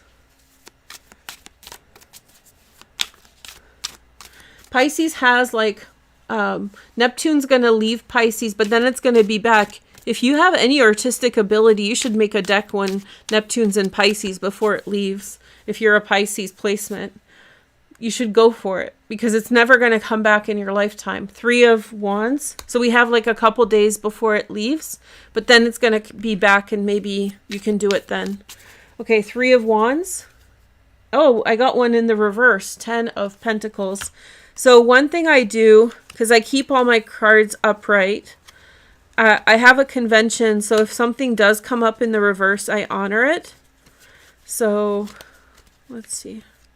I just checked. Yeah, everything else is upright. So there's someone messing up your family, Pisces. And this is the message. There's a devil that's saying things. That's, Lilith in the 8th house, maybe. Pluto in your 12th. One thing with Pluto, and I'll do a Pluto special for everyone, but when Pluto's in your 12th house, you have to be very wary of backstabbing, okay? And I know it's a long transit, but really focus on this, and that's always a potential. Sorry to say. But whenever certain transits hit the 12th house, you have to be very careful for deceptive behavior of people around you. But with this Devil card and the 10 of Pentacles reversed, okay, somebody is cooling a good situation in the home through bad behavior. There's a little girl here in the hallway. If you hear that, she's fine. She's adorable, really cutie, but she's full of life. She's going to be a social media star.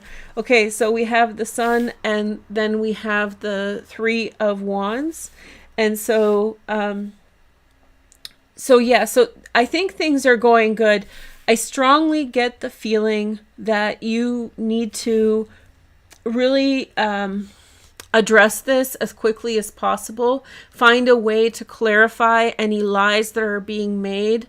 There's definitely someone's bad. There's a bad egg in the mix. There's a bad apple, and the Devil is like their full on energy. Okay, somebody's messing around in your private life, Pisces. So and let's be honest here, and I'm not calling anybody out, but let's acknowledge Neptune and Pisces. If any of you guys are using substances, it's ruining your life right now, okay? So if you're Pisces placement and you're using alcohol or other substances, it's maybe you're not seeing it, but it's completely ruining a good thing. So don't do it. This is not for everyone, but just in case somebody needs to hear that, because this came up like this. Yeah, because the alcohol is like, it comes from the word demon or something. Algol, right? Alcohol. It comes from the Medusa star, which is like considered like demon and all those energies. So Devil with the 10. If you're using substances, then just get away from that. And I think it's there's also a sense of separation from you and family members. That's temporary. Things are good overall if you get outside of this situation. So demon bad, alcohol bad, you good. Make sure that you find a way to improve your family dynamics. I think it may involve conversation, talking with them, because this conjunction is happening in the 2nd house. What if somebody's saying something like that Pisces is trying to pocket all the money, like turning people against you by, saying like divisive shit. That's what it sounds like. So if somebody's being divisive, you have to pay attention, find the problem, not necessarily find the issue. Avoid the issue, right? If you know who the issue is, avoid them. But really figure out who has been affected by this and put the effort in to bridge that gap, okay? But I think for you, good things are coming. Somebody could be also jealous of your financial situation because they may be going through less than a positive financial situation themselves. So be very wary of people. Like this could be don't get the vibe that this is like your brother or your sister or your mother or something. This is like maybe your sister's husband, okay? Or your kid's boyfriend, something like that. Like somebody who's like genetically removed, kind of close, but maybe somewhat like brother's husband or whatever. Like this is a person who's, you know, to the side a bit of the situation. But good things are coming in for you, especially financially. This is an 8-year pattern. The thing that you're hoping will mature into something for you, Pisces, I think will. Okay? So I'll be back with more messages for you guys. I hope this helps in the interim. Okay, so we have 4 more. We did really good. At first I was like, holy crap, how am I going to do this in... But it's going to be under 2 hours. Woohoo! Give me a like for everybody who's watching. Hi, everyone. There's something going on with my reach. It's one of 2 things. Either I pissed off people by not being here, in which case I'm sorry. And I will be here, so don't give up on me yet. I'm trying my best.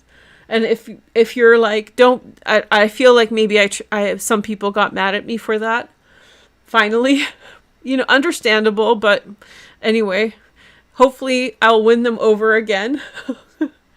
So maybe it's that. Maybe the algorithm, there's a lot more astrologers out there, so there's more competition, so fair.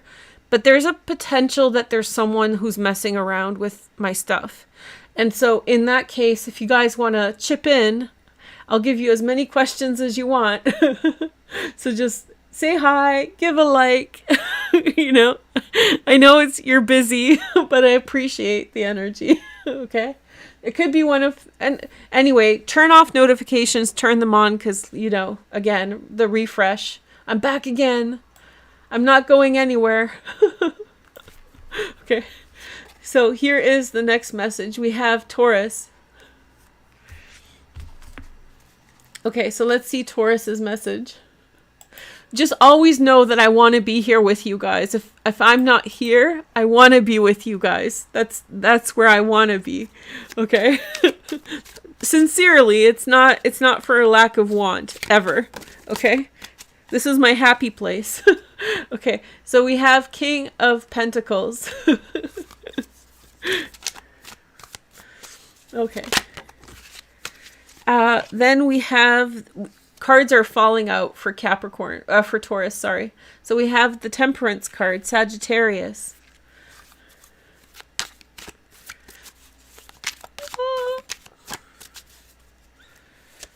And then we have the Queen of Swords. I usually don't pick fallout cards, but I don't know. I'm just going to honor it. And then we have the 8 of Cups. This is going to show up a lot right now. Saturn is in Pisces. This is ruled by Saturn in Pisces. Okay. So we have the King of Pentacles, the Temperance card, the Queen of Swords, and the 8 of Cups. For some of you, the message is that somebody's taking too long and you're getting the advice to walk away. Or you're giving someone the advice to walk away because someone around them is taking too long in a situation. I also feel like for some of you Tauruses, somebody's asking you for too much. They're asking you for too much and you're just like, no, solo journey. And it doesn't mean in a relationship, but in some kind of situation, you're just, it's not enough. There is someone who's supportive of you, and that's the King of Pentacles. This person's supporting you. They have your back. They may have resources for you or other connections. Oh, that's true too. You're turning your back on someone else and moving towards a better situation, which is a huge theme of this Cazimi. It's like, take care of yourself. Now, the significance for you, Taurus, is that it's happening in your 12th house. That's kind of like the inside journey, you know, insight journey through your heart. So some of this is going to show up with like disinterest with the way things are going on. You lose interest and you shift direction. And I think maybe this will have to do with the next series that's going to emerge in Pisces. It's already starting now. There's an emergence of Venus. This is only going to happen this year when Venus is rising up alongside the North Node on March 31st as the morning star for the first time. And this is exalted degree. It's not, Venus is exalted by sign in Pisces, but she's exalted at the 27th degree. I think that's super cool. So I think that you don't have to wait 16 years before you get good friends. I think that this is happening for you right now. So there could be this trend that's going to last a long time in your life. This trend of walking away from situations and walking towards more suitable opportunities. I think at this point you don't even trust those opportunities yet, but I think that as you gain lived experience, I think you will. Okay? So here is that. That's your message. But yeah, 12th house conjunction of Venus and the Sun. To me, it signifies like a calling. Your inner calling is telling you to go a different way.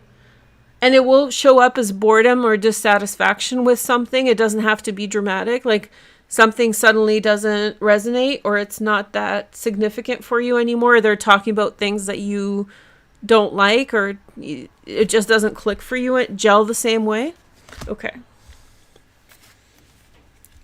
So next sign.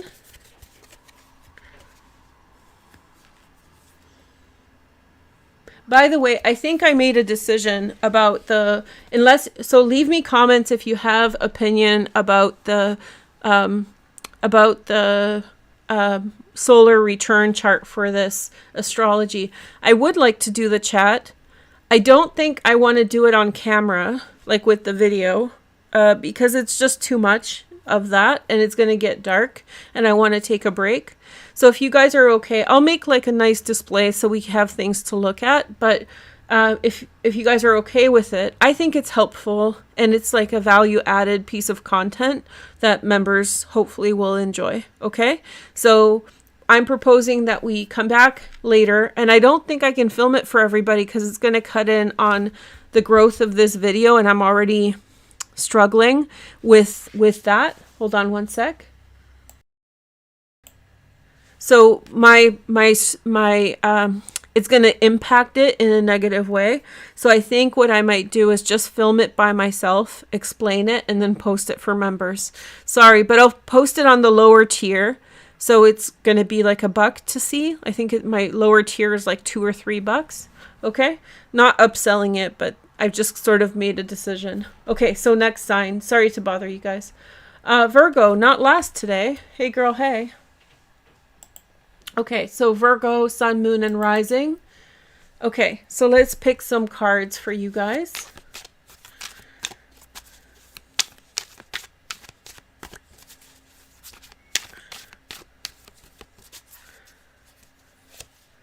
And then we have the King of Swords.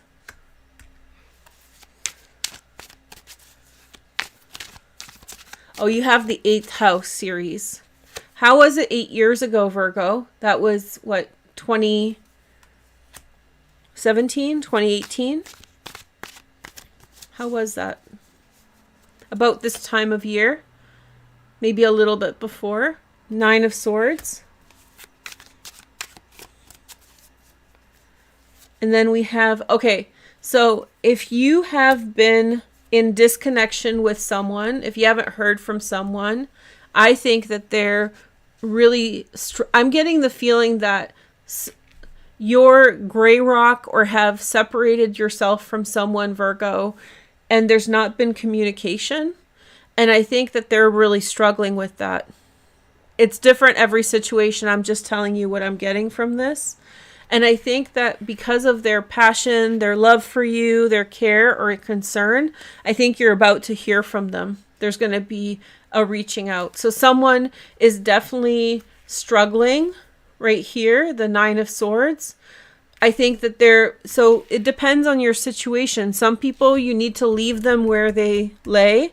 But if it's like a friend of yours where, you know, it's not that big of a deal or you're not upset, or maybe, you know, maybe cut them some slack or even reach out yourself. There is going to be a moment of very sweet communication between the two of you. There's going to be like a you know, sincerity.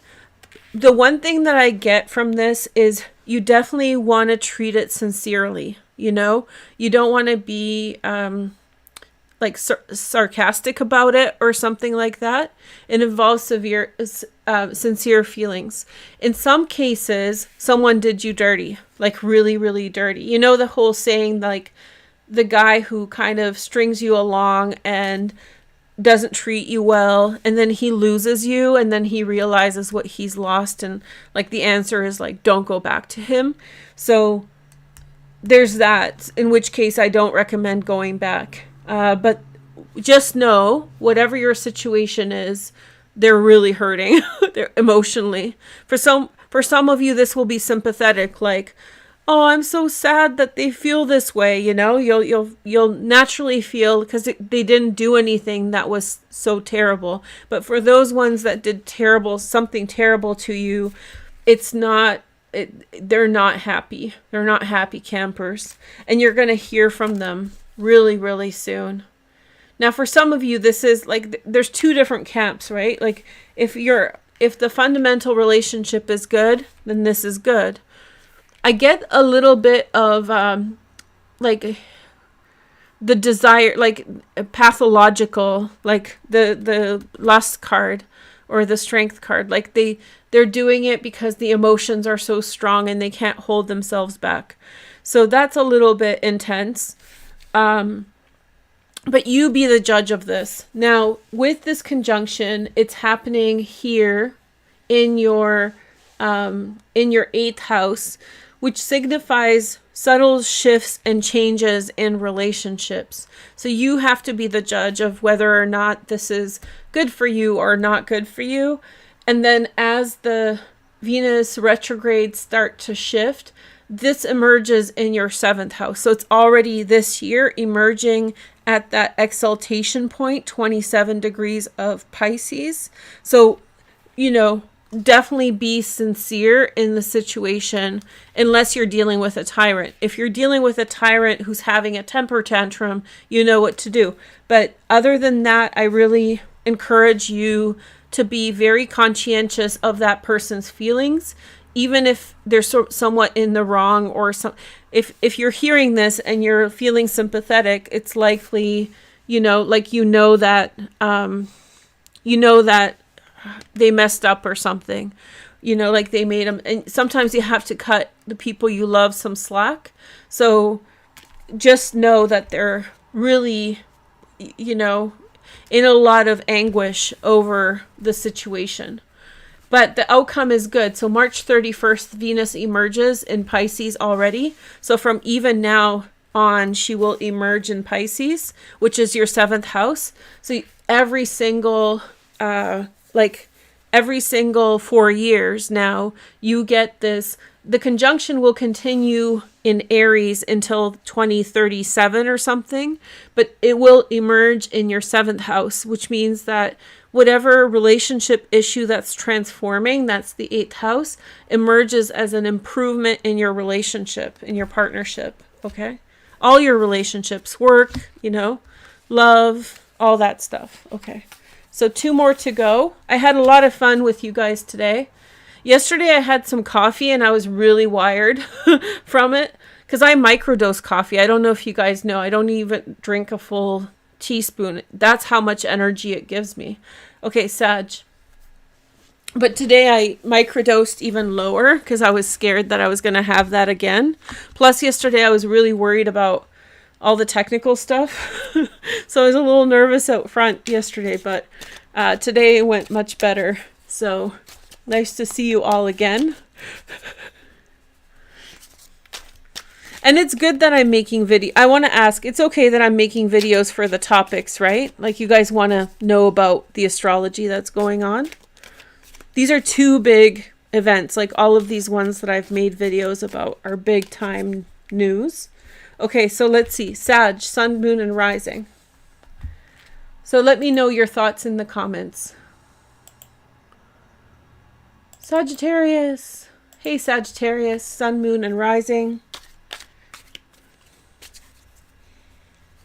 So we have the 10 of Pentacles,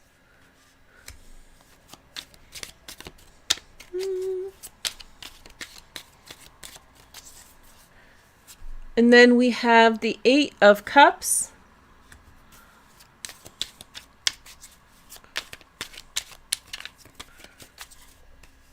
And then we have the Sun. Ooh. Sagittarius, happy-go-lucky. Look at the Sun come out for you. That only three. Oh, good cards. I'm excited for you. And your 5th house. So this is your 5th house. You should watch yesterday's video because I think I explained it in a lot of detail. But this is a really nice conjunction in your 5th house. I think that you're letting go of something that is no longer bringing you joy or fun, like an activity that you no longer enjoy. There's also a feeling that some of you may step away from certain family members that are not tolerant of the things that you enjoy to do. I feel like there's like this, maybe not completely like leave them behind, but I do feel as though with the 10 of Pentacles, like it's a tight-knit family, and yet it's discouraging you from something that you really have a vision for. And this happens a lot. So it's not the end of your family, but I do feel as though you're somewhat being dismissive of like anything that doesn't have your vision. Like your vision is most important. And you're starting to see like the things that you want. Like those ideas are coming into focus. I have a feeling that you have an issue with a family member, and Venus will emerge in the 4th house. So this is likely to do with an issue with a family member that's long-standing. And as Venus emerges, that issue comes out in the light, whereas before it wasn't necessarily able to be dealt with. It was under the surface.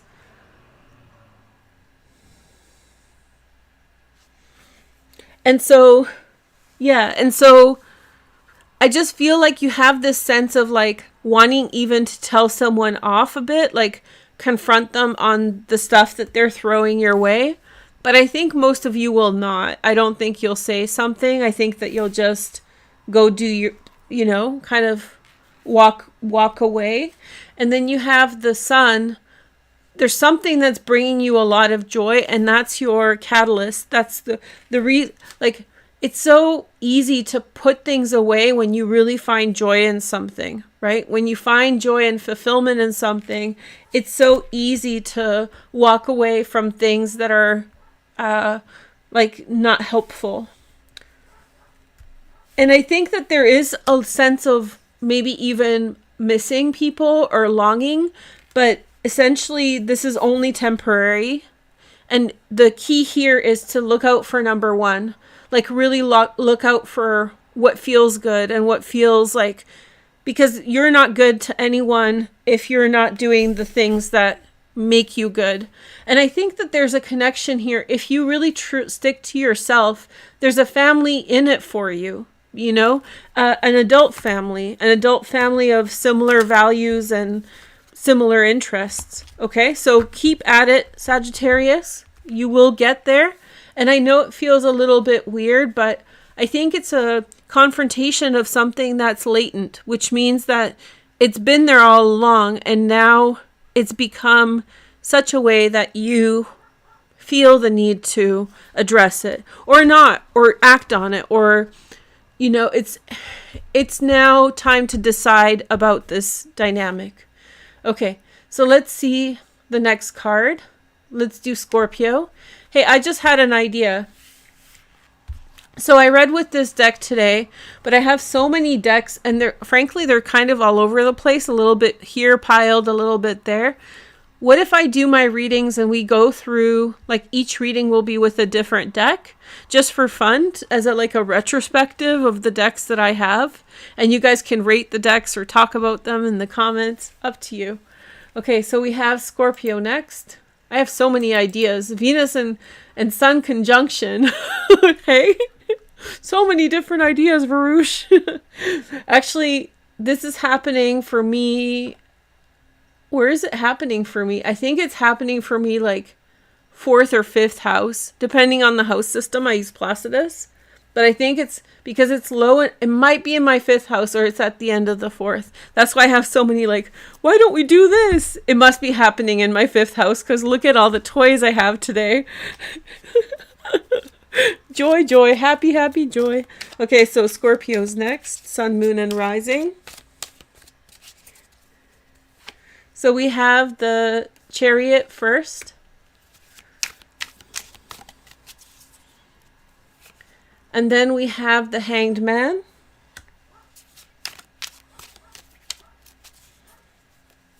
And then we have the 8 of Pentacles, Scorpio. That's the first time it showed up.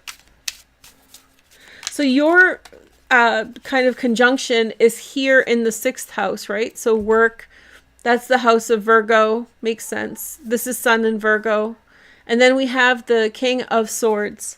So here's the deal, Holyfield. So we have the Chariot overcoming a blockage with regard to work patterns. But I keep on kind of really focusing on the fact that this conjunction is happening, the syzygy or the Cazimi is happening in the last degree of Aries, and Venus is actually now emerging in Pisces. She's not emerging in Aries anymore. So this is your 5th house, and the message that I get for you, Scorpio, is like hard work leads to fun. 5th house. So by applying the hard work and doing the things that you need to do, you are going to have the things you want, or have the ability to do what you want or be who you want. And it may involve a King of Swords, a Gemini, Aquarius, or Libra. There are positive outcomes for you. There seems to be a massive overcoming that you have gone through. There is something that was holding you back, but you go back to something that you already know, which is the Hanged Man. So it's a little bit more of the same, but it's leading you to the 5th house. And this is a long-term pattern of about 16 years. But in reality, like, it's already emerging in the 5th house. That's what you want. So it's highlighting the 5th house. So you see the rewards in these cycles in Aries, these final cycles in Aries. And these rewards start emerging for you in Pisces. Fulfillment, emotional fulfillment. Actually, Scorpios, in a traditional sense, or a whole house system, have a really nice placement for the 5th house, which is Pisces. It is that emotional fulfillment. It is that, you kind of, the joy of, like, happiness is in the joy of Pisces. Like, I just really like the sentiment there, that it's not anything tangible. It's just the pure emotion and the full emotion or fulfillment. Okay, so work hard, Scorpio, more of the same, have overcome a barrier, and now this involves a King of Swords in some way. Now, the 5th house can involve relationships, and I've made the announcement that this can be a female, male, or neutral gender. So this could be whoever it is for you, so keep an open mind. But this could be like, this will lead to something like a really good relationship. This would be someone who is like really fair and really honest and like by the book. They're like Scorpio, the stereotype is that you want truth, but this is a person who's very literal. So by doing the work, by keep your head down, do your own thing, it fruits for you as a person who is not going to mentally mess around with you, that they're going to be a real straight shooter. So 5th house can indicate romance, but it would be something that emerges over time, not necessarily right away, because right now you have to focus on this work, get your work done. And it feels as though you're finally in the energy that you wanted to be, which is the Chariot. You've overcome some kind of barrier or some kind of a funk. Okay? So I had fun reading for you guys. Nice to see everyone. So since I've been away, unsubscribe and resubscribe and turn on notifications. I don't think people are getting notified because my notifications are really low, which is strange. So it's a matter of time that it'll get worked out. I definitely played my role to play, but anyway, no big deal. I'm happy here, to be here, and I'm happy to do these readings for you guys. If you're a member, remember, if you're not clear, if you're a sun, morning star, or an evening star, get in touch with me in the comments, and I'll find a way to get your date of birth. And then I'll tell you if you're a morning star or an evening star. Okay? Thank you for watching. Have a nice day. Bye. Oh, wait. I'm going to film it later for you guys, the birth chart. And that's right. I wanted to film it live for you guys, but I can't. So I'm going to film it and just post it for members. So it's going to be, so essentially, just to clarify what it is, it's a solar return chart for today at the point of the Venus Cazimi, which will give us an idea of the next 8-year cycle from Venus retrograde to Venus retrograde. And I'll look up where the next Cazimi is happening, and I'll clarify that in the other video. Okay? If there's something that I said that I would clarify, because I forgot, I said so many things today, 5th house activity. So just remind me in the comments if I said something and you were really hoping that, you know, I would do that or I'd answer that. Just remind me in the comments and I'll get it for you right away. Take care. Thank you. Bye.